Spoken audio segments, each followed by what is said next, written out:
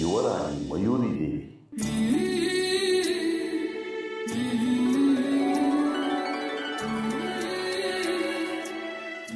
ಬಾ ಮಗಳೇ, ನಿನಗಾಗೆ ಕಾಯುತ್ತಿದ್ದೆ. ತಡವಾಗಿದ್ದಕ್ಕೆ ಕ್ಷಮೆ ಇರಲಿ ಅಪ್ಪಾಜಿ. ಇನ್ನು 3 ತಿಂಗಳಲ್ಲಿ ದೇವಿ ಉತ್ಸವ, ಜೊತೆಗೆ ಆ ಕಾಲಘಟ್ಟದಲ್ಲಿ ನಿನ್ನ ಜನ್ಮದಿನವೂ ಬರುವುದರಿಂದ ನಾಡಿನ ಜನತೆಗೆ ದುಪ್ಪಟ್ಟು ಸಂತೋಷ.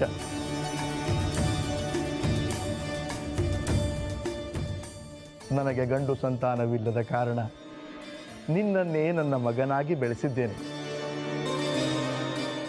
ಯುದ್ಧ, ರಾಜನೀತಿ, ಇತಿಹಾಸ, ಧರ್ಮ ಪಾಲನೆ ಎಲ್ಲವನ್ನೂ ನನಗೆ ತಿಳಿದಷ್ಟು ಕಲಿಸಿದ್ದೇನೆ. ಚಿಕ್ಕಂದಿನಿಂದಲೇ ಅಕಾಲ ಮರಣದಿಂದ ನನ್ನ ತಾಯಿ ತೀರಿಕೊಂಡಳು.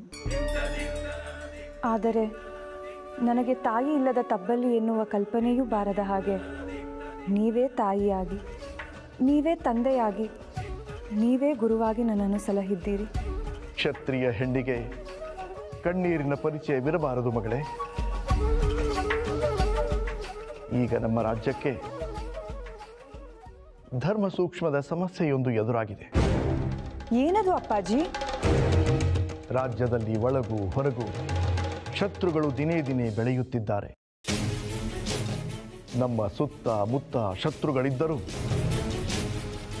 ಎಲ್ಲಿಯವರೆಗೆ ಶ್ರೀಧರ್ಮಚಕ್ರ ನಮ್ಮ ರಕ್ಷಣೆಗಿದೆಯೋ ಅಲ್ಲಿಯವರೆಗೆ ನಮ್ಮನ್ನಾಗಲಿ ನಮ್ಮ ರಾಜ್ಯವನ್ನಾಗಲಿ ಯಾರೂ ಮುಟ್ಟಲಾರರು.